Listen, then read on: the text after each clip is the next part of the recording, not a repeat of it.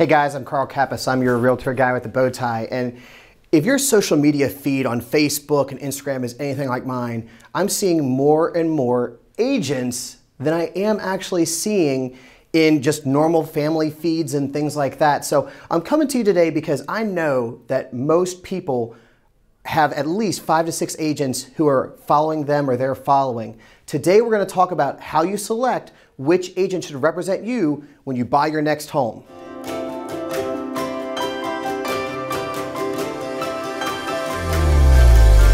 Choosing a buyer agent is not the easiest thing in the world. There are a lot of people out there, myself included at one point in time, who have dedicated their careers to working only with buyers. And while I think that that is valuable experience, working with both sides now, listings and buyers, I've learned a lot about what goes through a seller's mind when they're looking at a buyer's offer and what they're going to consider. So as we go through these things, I want you to take into account that there's no perfect agent necessarily, but these little tips will help you figure out who's going to be the right agent for you.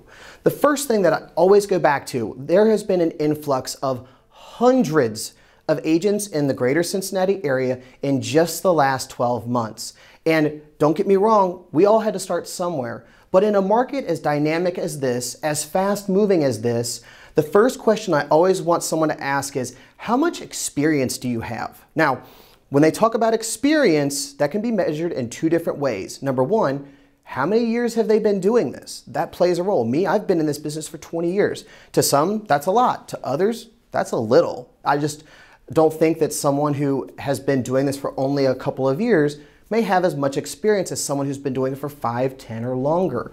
Also, you want to look at how many transactions have they done. I've seen agents who have been in this business for 10 years who've sold probably maybe 50, 60 houses. And when you break that down, 5 to 6 transactions a year, that's not going to give you the insight into what the market is really doing.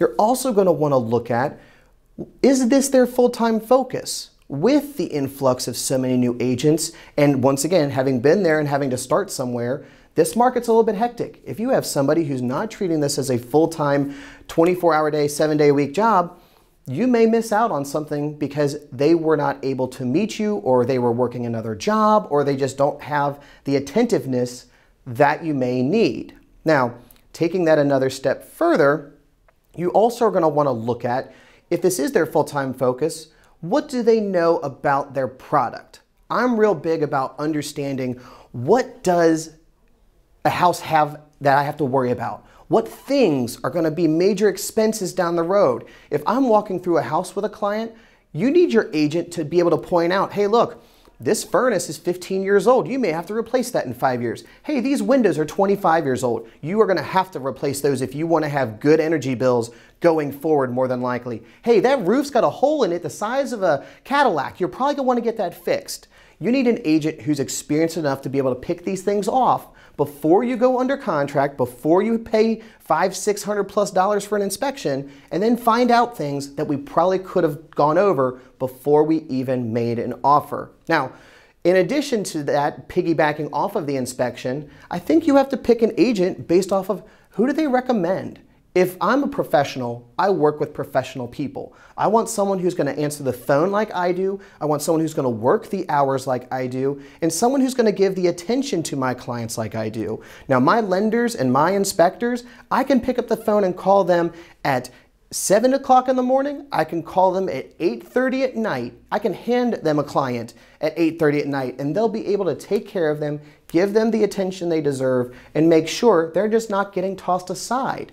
I'm only as good as the people who I send my clients to. I believe a buyer should take that into account when they're looking at the whole picture, because I'm just an agent, but there's a lot of pieces to this puzzle that I don't have all of the control over. Now, also, when you're trying to figure out which agent to work with, it's really hard because sometimes they're coming off of a personal recommendation. My brother used them, my best friend used them, hey, my family's always used this guy. That's totally fine. But you probably need to do a little bit of independent research yourself and see what reviews do they have, if any. If you've got somebody who's been in the business for 5 or 6 years, my hope would be that you'd be able to find 10 to 20 reviews about them.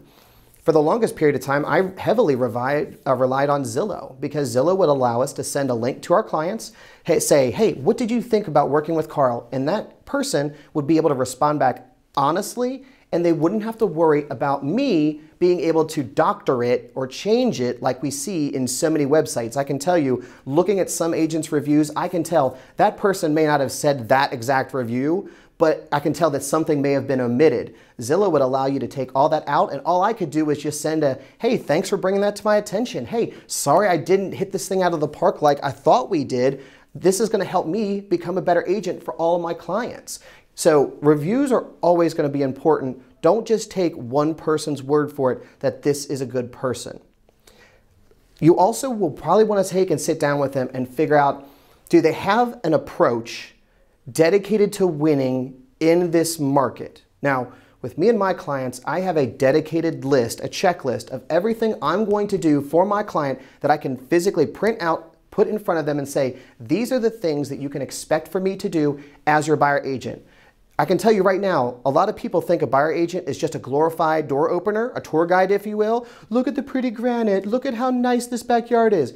There's so much more to it than that with what we do. You need to know that not only are they going to get you walking through the front door the first time, that they're going to get you walking through the front door for your closing. And having a checklist like that is going to allow you to have a little bit more peace of mind that the person you're working with knows what they're doing.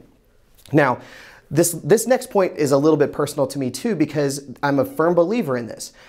Everybody has a personality style. You have some that are just dedicated. They are a run and gun and we're get this done kind of mentality. You have others who are just super friendly and they're really into feeling you out and wanting to be your best friend. And then you have those who are just dedicated professionals who say, I'm just here to do a job, and if we're friends afterward, then that's great. I think that a buyer needs to evaluate what kind of agent do they want. Do they want to go buy a house with their best friend? Do they want someone who's going to be a dedicated professional from the beginning to the end and is going to give them every bit of their attention and every bit of their expertise so that they can feel good about their purchase? Or is it just a case of, I don't care who opens the door, I just want to make sure that they're going to get me through it when the time comes? So make sure you take a few minutes to understand what kind of agent you're looking for, because I do believe that if you have a personality clash where you guys don't mix up, not only is it going to make the process more difficult for you, it's also going to leave you with a bad feeling even if you end up winning at the end of the day. And then lastly, this is a big one, as I've talked about before, availability. I have agents who literally will not show houses on weekends. They will not show houses in the evening. They will only do it from 9 to 5, or they will only do it from 2 to 6. And in this market, being as dynamic as it is, I firmly believe you have to have that sit down talk with your agent and say, when are you going to be available to show us houses? Now, my response is always going to be, when is more convenient for you to see something? I typically will have certain windows set up every day for showings. They're dedicated that from this time to this time, I will show property to my clients. And I can schedule that window, and it works with 3 different windows throughout the day that, depending upon what my client's work schedule is, we will for sure have time to go see something. Or another thing that I like to do is I will take and I will go preview a house for my client. If you're stuck at work and there's just no way that you can get away, and you know this house is going to be a hotbed, and you know that it's going to be a revolving door, and you're not sure if you want to drag yourself out of the office early to go see it, call me. I'll just walk through it for you, and I can send you a video. I can send you a text. I can break down the pros and cons for it so that you and anyone else who's involved in your decision can figure out if this is going to be a good choice for you. Sometimes you may make an offer on it sight unseen because of the things that we've done. But at the end of the day, I feel like if you chose the right buyer agent, you trust them because of their honesty, their integrity, their expertise, their experience, and how good of a job they're doing for you. The ultimate sign that you are comfortable with your agent is when you can talk with them openly and bluntly, and they'll tell you, hey, look, I would or I wouldn't buy this house, and you can feel comfortable if you have to make an offer, sight unseen in some cases, because you don't have that ability to get out at that moment. Now, a buyer agent is a very unique position, and they are relying on your information that you give them to make sure that they're doing the best job that they can. I am very, very upfront about I need open communication, and you have to be able to tell your agent anything and everything, bad or good, about your experience as you go through it. At the end of the day, the buyer agent is the person who's going to help get you in that front door, and you have to make sure that you're getting the right person. And using these tips and asking these questions, at the end of the day, I think is going to put the right agent right next to you. Hey guys, I'm Carl Kappas. I'm the realtor guy with the bow tie.